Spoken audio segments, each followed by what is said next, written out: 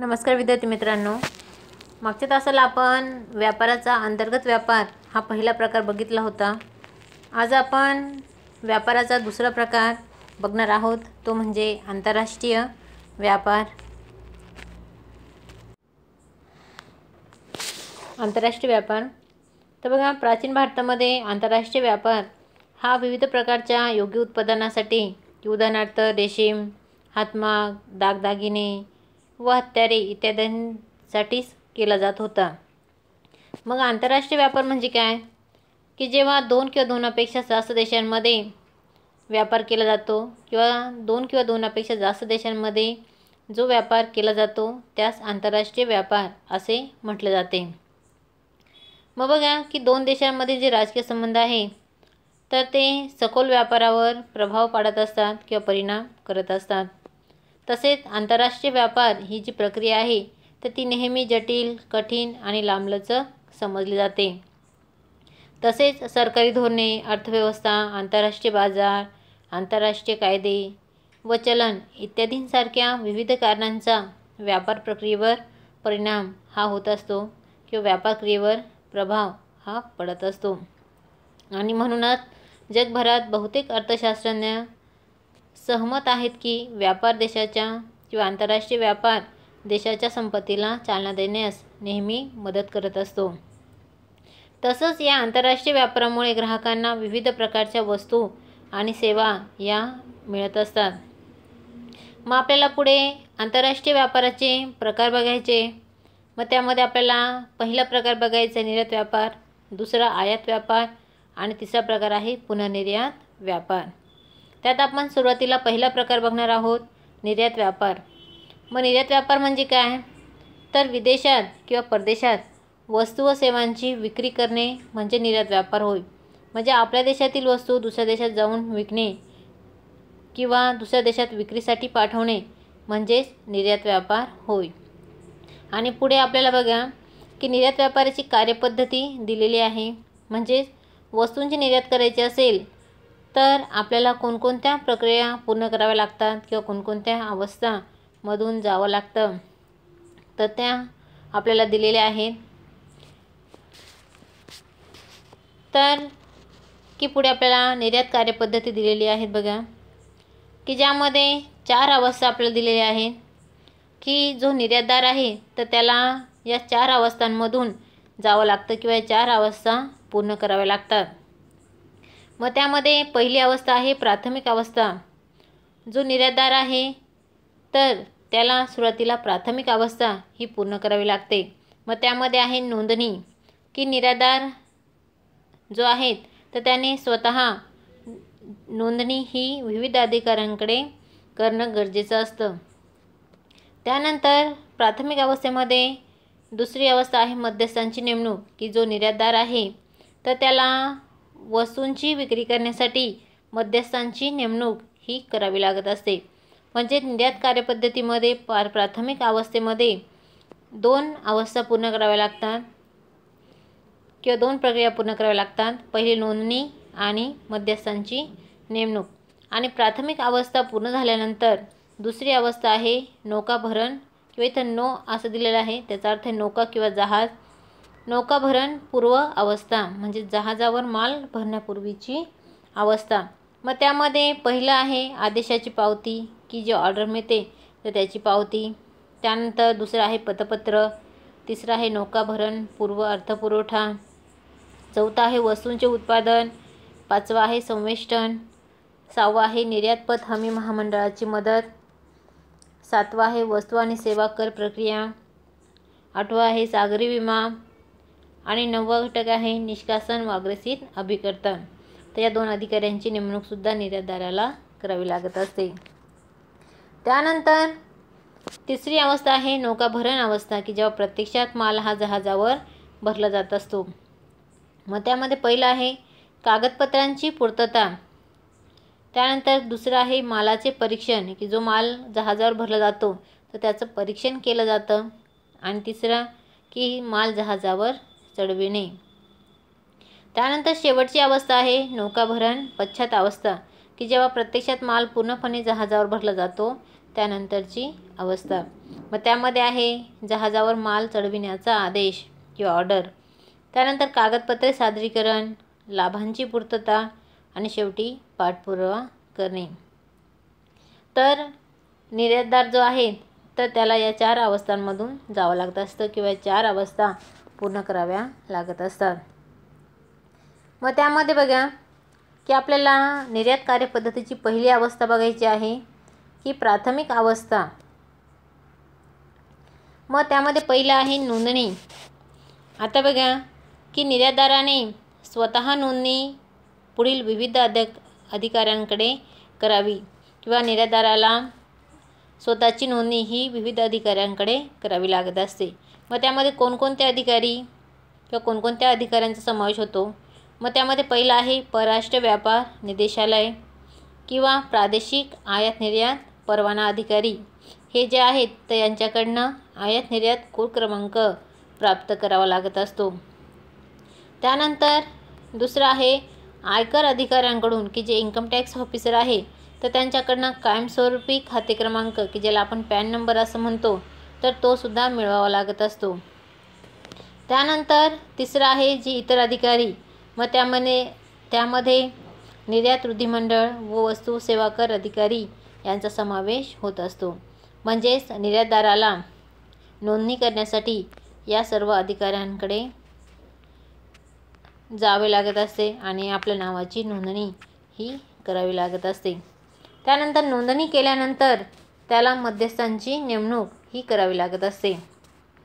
मग बघा नोंदणी झाल्यानंतर विदेशातील आदेश मिळवण्यासाठी म्हणजेच विदेशातील वस्तूंची ऑर्डर मिळवण्यासाठी निर्यातदार मध्यस्थांची किंवा विक्री प्रतिनिधींची नेमणूक करत असतो. तसेच हा निर्यातदार जो आहे तो विदेशातसुद्धा विक्री कार्यालय सुरू करू शकत असतो. म्हणजेच नोंदणी झाल्यानंतर त्याला वस्तूंची ऑर्डर मिळवण्यासाठी मध्यस्थांची नेमणूक ही करावी लागत असते.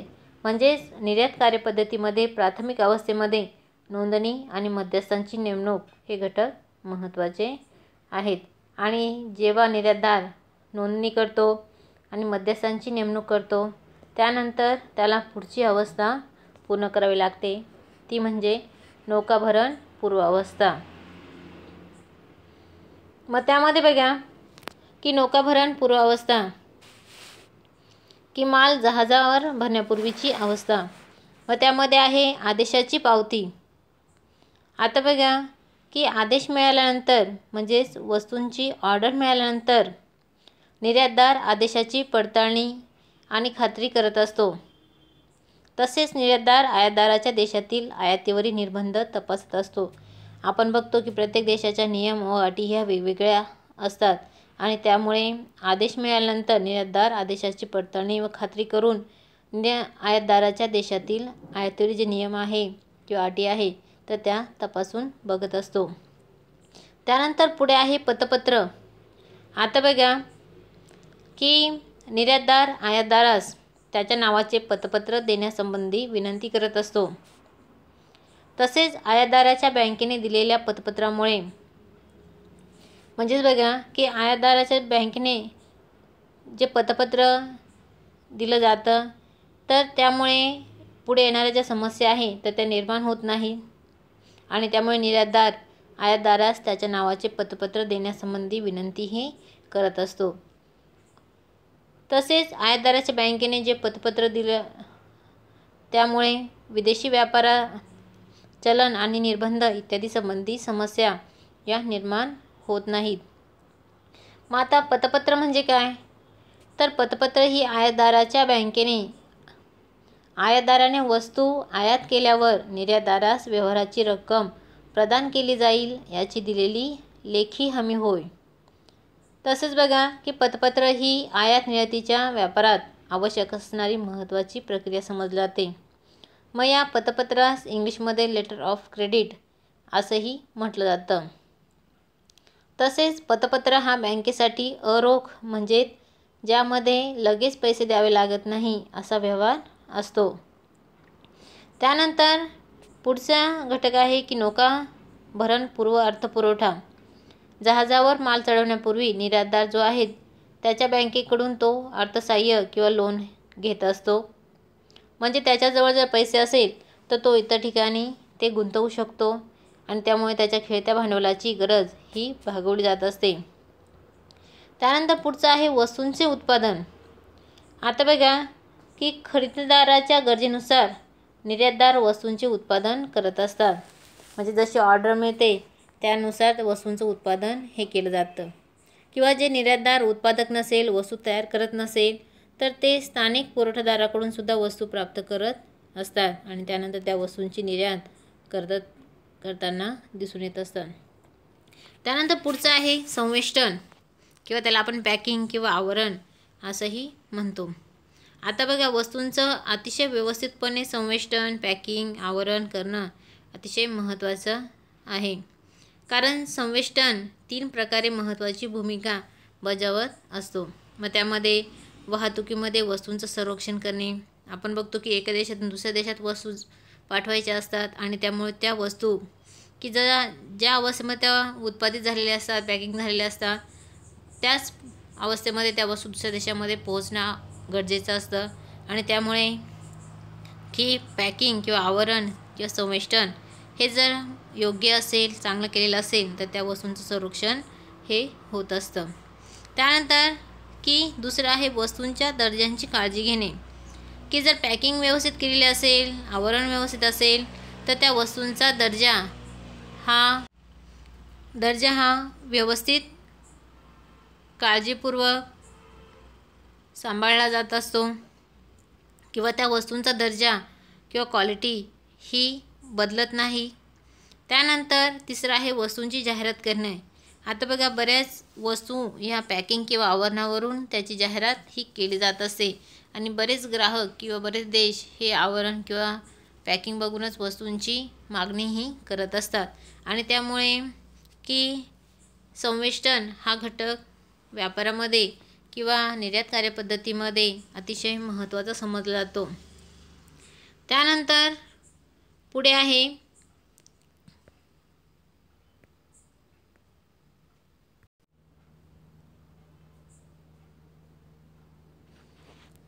सहावा घटक आहे निर्यात पत हमी महामंडळाची मदत.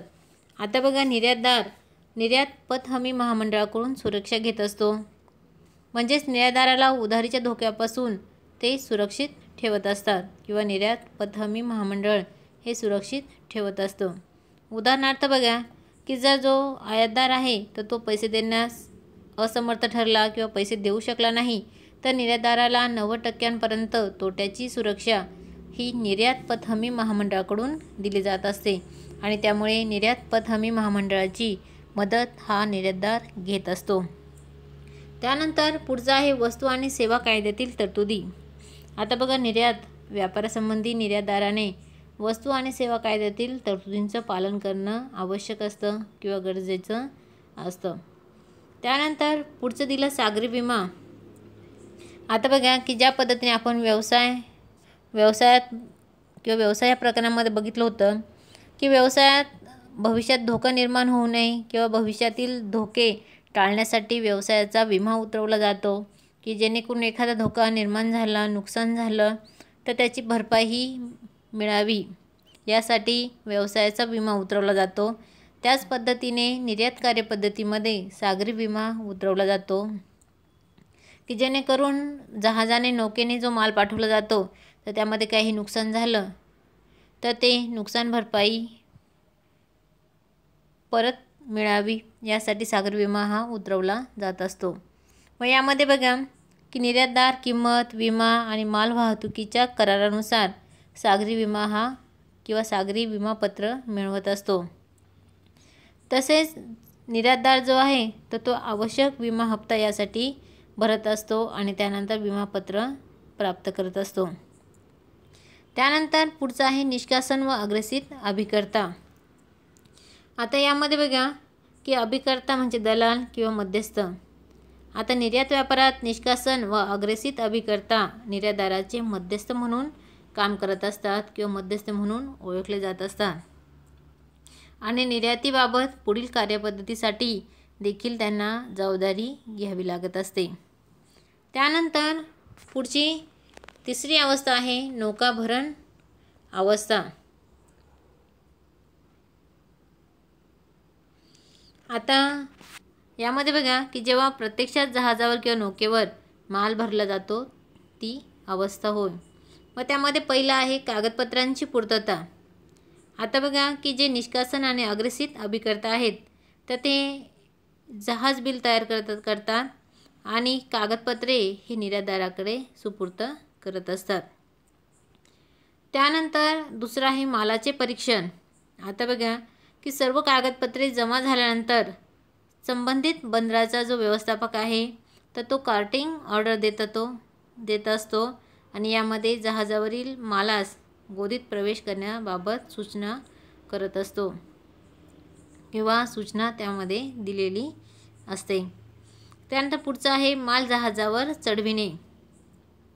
आता बघा की मालाचं परीक्षण झाल्यानंतर सीमाशुल्क निरीक्षक जे आहेत तर ते निर्यात करण्याचा आदेश देतात आणि त्यानंतर निष्कासन व अग्रेसित अभिकर्ता जे आहेत तर ते सीमाशुल्क सुरक्षा अधिकाऱ्याकडून लेटशिप ऑर्डर मिळवत असतात. तसेच माल जहाजावर चढवल्यानंतर जहाजाचा जो कप्तान आहे तर तो व्यवस्थापकास दुय्यम रशीद देत असतो व निष्कासन व अग्रेसित अभिकर्ता जहाज कंपनीकडून माल जहाजावर चढविल्याचे बिल घेत असतात. तर जहाजावर माल जेव्हा भरला जातो तर या सर्व प्रक्रिया येथे पूर्ण कराव्या लागतात. आणि शेवटची अवस्था आहे नौकाभरण पश्चात अवस्था. यामध्ये बघा की जहाजावर माल भरल्यानंतरची अवस्था. मग यामध्ये पहिलं आहे जहाजावर माल चढवणे की निर्यातदार आयातदारास माल पाठवल्याबद्दल जहाजावर माल चढविण्याचा आदेश किंवा ऑर्डर पाठवतो. या कागदपत्रांबरोबर निर्यातदार आदेशपत्र, संमिश्रण केलेल्या वस्तूंची यादी, व्यापारी बीजक आणि रोख रकमेत रूपांतर न होणारे जहाजाची हुंडीची प्रत पाठवत असतो. त्यानंतर पुढचं आहे कागदपत्रे सादर करणे. आता निर्यातदार सर्व कागदपत्रे किंवा आवश्यक ती कागदपत्रे बँकेला पाठवतो आणि निर्यात कार्यपद्धतीच्या वाटाघाटीची पूर्तता करत असतो. त्यानंतर तिसरं आहे की लाभांची पूर्तता.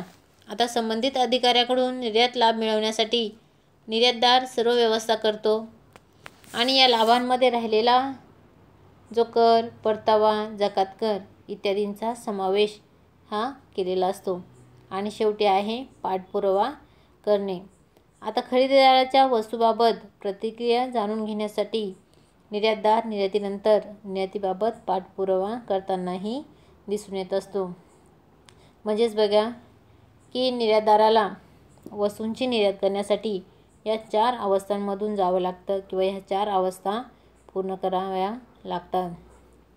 तर आज आपण आंतरराष्ट्रीय व्यापाराचा पहिला प्रकार निर्यात व्यापार हा बघितला. त्यानंतर निर्यातीची कार्यपद्धती कशी असती तीही आपण बघितली. त्याच्या 4 अवस्था आपण बघितल्या. पुढच्या तासाला आपण आयात व्यापार म्हणजे आंतरराष्ट्रीय व्यापाराचा दुसरा प्रकार आयात व्यापार बघणार आहोत. त्यानंतर या आयात व्यापाराचे सुद्धा आयात कार्यपद्धती किंवा 4 अवस्था दिलेल्या आहेत त्या आपण पुढच्या तासाला बघू. तोपर्यंत धन्यवाद.